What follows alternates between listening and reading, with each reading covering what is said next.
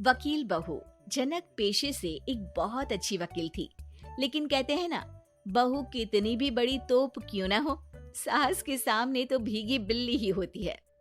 अरे जनक, क्या बात है, आज रोटी नहीं मिली अभी तक।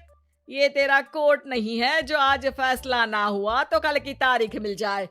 रोटी तो रोज वक्त में चाहिए। हाँ माँ जी, रोटी तो कब की बन गई। मैंने आपको कहा तो खाना खाने के लिए, आपने शायद सुना नहीं होगा। ओहो, जज नहीं हूं मैं तेरे कोर्ट की, सास हूं सास।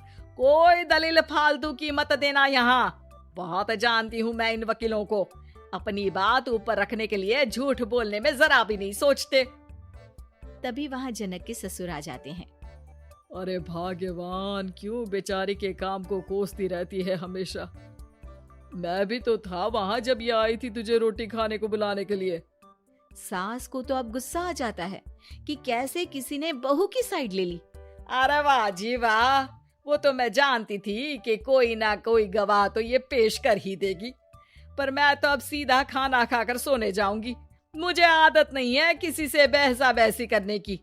पता नहीं कैसे ये वकील इतना दिमाग लगाकर खुद तो झूठ बोलते ही हैं, साथ में झूठे गवाह भी ले आते हैं। जनक को सास के ताने सुनने की अब आदत सी पड़ जाती।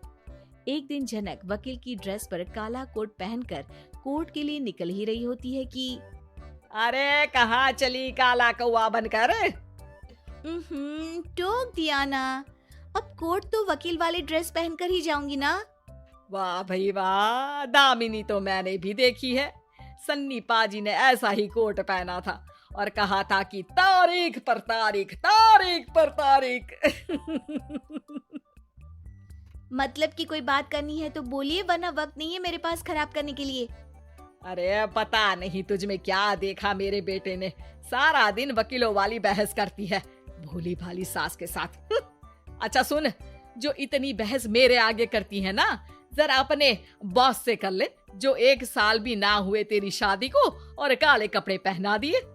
अंदर जा और लाल कोट पहन कर आ, पता तो चले कि नई नवेली शादी हुई है। अरे माँ जी, कोर्ट में मेरा बॉस क्या करेगा, ये तो पूरे देश की ड्रेस है वकीलों के लिए। लेकिन सास तो ठहरी सास। अच्छा, तो कोई जरूरत नहीं है 2-4 साल कोर्ट जाने की। शादी थोड़ी पुरानी हो जाए तब इजाजत दे दूंगी मैं तुझे काले कपड़े पहनने की। अब क्या था, मन मारकर जनक को लाल रंग का कोट पहनकर कोर्ट जाना पड़ता है। उसकी जाने के बाद आहा, बढ़िया आई पूरे देश की ड्रेस की बात करने वाली। अरे पहना दिया ना लाल कोट। अब सास आए दिन या तो जनक को उसके काम का ताना देती या फिर उसका काम छुड़वा देने की धमकी। तंग आकर एक दिन जनक पति से कहती है, मैं सोच रही हूँ कि कोर्ट जाना बंद ही कर दूं। अरे क्यों यार, इतना अच्छा करियर है, क्यों छोड़ने की सोच रही हो? अरे लाल रंग का कोट पहनकर जाना पड़ता है। हर बात पर सास ताना देती है कि वकील तेज होते हैं, सवाल जवाब करते हैं, झूठी दलीलें देते हैं। अरे तो ठीक है ना, वो जो कहती है अपनी समझ से कहती है, लेकिन तुमको तो पता है ना कि सच्चाई क्या है। जनक को पति की बात से हौसला मिलता है कि तभी घर पर कुछ लोग आ जाते हैं। अरे आइए पंच साहब, कैसे आना हुआ? अरे भाई साहब, सुना है कि आपकी बहू वकील है। तभी वहाँ सास आ जाती है।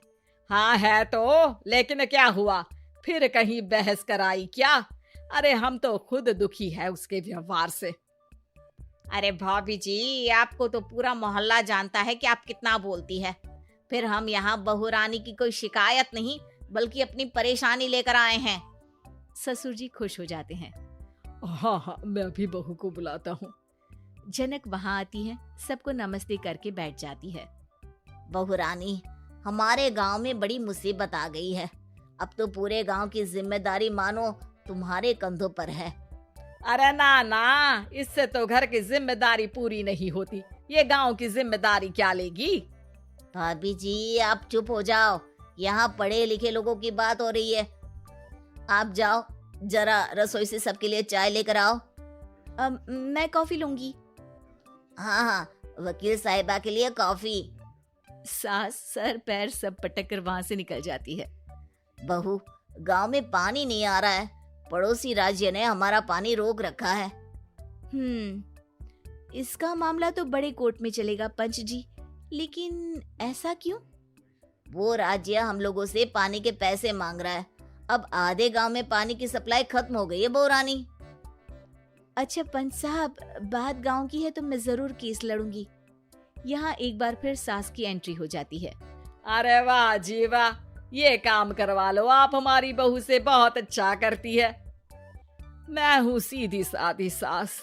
इस लड़की ने कैसे लड़ लड़ कर मुझे साइड कर रखा है, ये तो अब आपको पता चल ही जाएगा। अरे भाभी जी, आपकी आवाज तो पूरे गांव को सुनाई पड़ती है जब आप बहू रानी को सुंदर वचन सुना रही होती हैं। अरे वकील बहू मिली है, फक्र करो फक्र।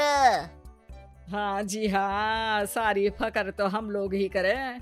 खैर, अब जो केस लड़ेगी और पानी गांव में आ जाता है तो पंच साहब लिख कर देना होगा कि हैंड पाइप में सबसे पहले मेरी बाल्टी और घड़ा भरेगा।